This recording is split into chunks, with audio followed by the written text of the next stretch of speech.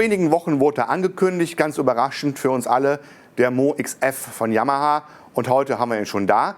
Und ich erzähle euch gleich mal, was die Neuigkeiten sind im Vergleich zum Mo X, der ja auch noch nicht so lange auf dem Markt ist. Yamaha hat es sich nicht nehmen lassen, in den Mo XF die allerneueste Sounderzeugung reinzupacken, die auch im Flaggschiff Motiv XF vorhanden ist. Das ist natürlich ein Feature, was wirklich toll ist in diesem Preissegment, in dieser Klasse Workstations. Und dessen nicht genug, haben wir auch noch die Option, ein Flashboard bis zu 1 Gigabyte reinzusetzen, so dass wir also auch eigene Samples laden und spielen können, wie es sonst wirklich nur in den Flaggschiffen Motiv XF und Tyrus 4 möglich ist. Und das ist in dieser Preisklasse, in diesem Segment einzigartig und das ist ein Herausstellungsmerkmal des Mo XF, was wirklich erwähnenswert ist.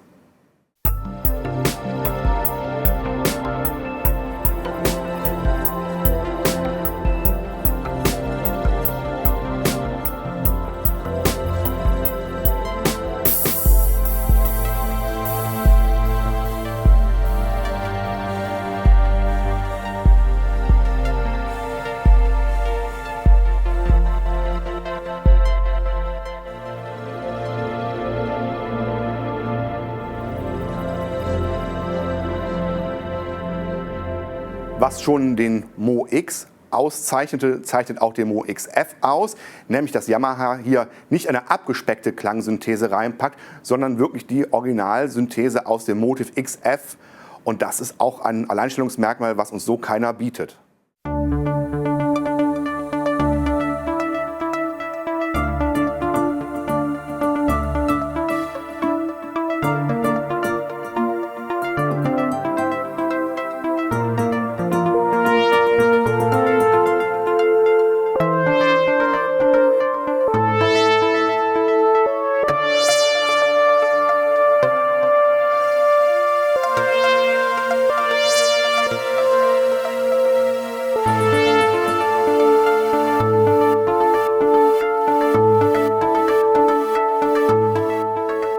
Einige Kernfeatures des Mo X wurden natürlich auch im Mo XF beibehalten. Erwähnenswert ist da das eingebaute USB-Audio-Interface. Das heißt, ich kann nicht nur MIDI, sondern auch Audio über die USB-Buchse hier hinten streamen. Erspart mir also ein Zusatzgerät am Rechner. Das beigelegte Cubase lädt natürlich ein, sofort loszulegen. Und außerdem lässt sich das Cubase über den Mo XF fernsteuern. Das heißt, wir haben ja also eine DAW-Control eingebaut. Die funktioniert auch mit anderen DAWs. Mit Cubase ist es natürlich am besten abgestimmt. Einige Plugins kommen mit, sodass der Spielfreude erstmal keine Grenzen gesetzt sind. Und ich kann sogar über den Input hier externe Instrumente einschleifen und somit auch an Cubase bzw. zu meinem Rechner routen, sodass ich mein kleines Studio gleich parat habe.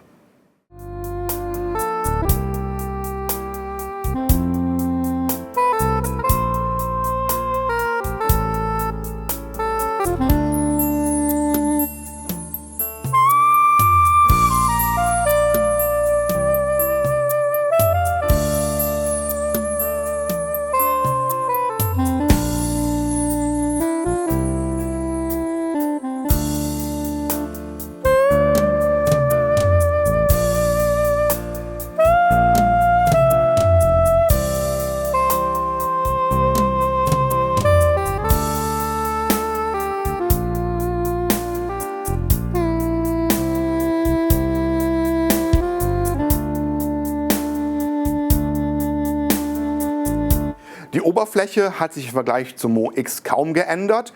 In der linken Seite sehen wir meine Realtime-Regler, wo man zum Beispiel Cut-Off, Resonanzen und so weiter steuern kann, auch Effektanteile, den Arpeggiator, alles anwählbar über die Knöpfe und dann über die Potis einstellbar, Endlos-Encoder, das heißt ein wunderbares, leichtes Steuern ist gewährleistet.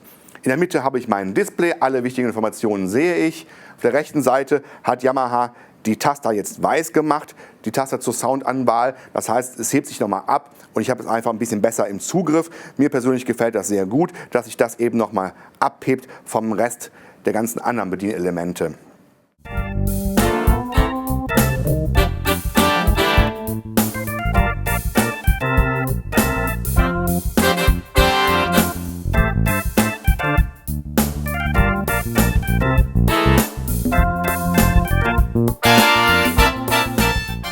Die Stärken der Motiv-Klangerzeugung, ich denke, dazu brauche ich nicht viel zu sagen. Es sind natürlich Pianos, es sind E-Pianos, Gitarren, aber auch mächtige Synth-Sounds, Lead-Sounds, Flächen und natürlich der Performance-Modus ist auch so alleinstehend. Verschiedene Arpeggiatoren kann ich den einzelnen Sounds zuweisen, bis zu 4 Sounds gleichzeitig.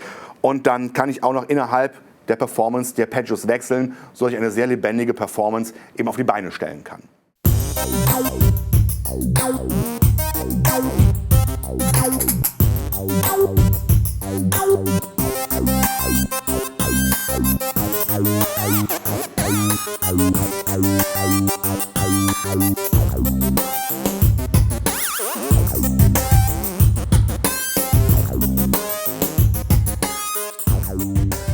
Der Mo XF ist natürlich nicht nur in der 61-Tasten-Variante verfügbar, sondern auch mit 88 Tasten und einer Hammermechanik. Das ist dann der Mo XF 8.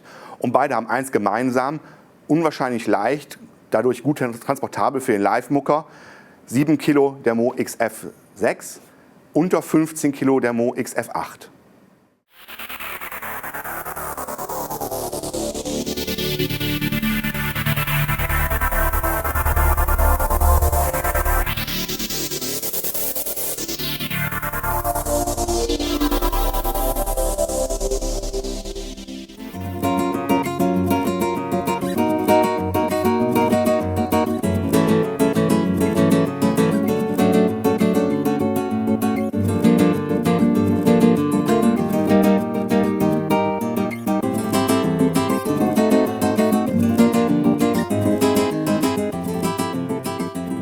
Als Resümee bleibt nur zu sagen, was Yamaha mit dem Mo XF hier gemacht hat, ist in dieser Preisklasse wirklich alleinstehend, überragende Soundqualität, überragende Features, die uns hier präsentiert werden.